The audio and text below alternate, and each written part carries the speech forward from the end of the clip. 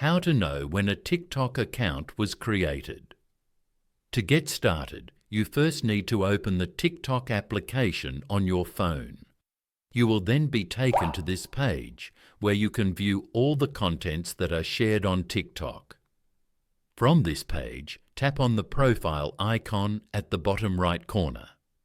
Once you are in the profile page, tap on the three bars at the top right corner.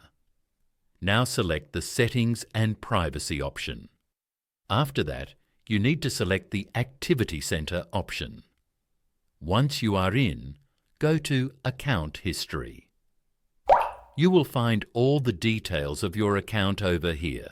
Scroll down to the bottom. You will see when the account was first created.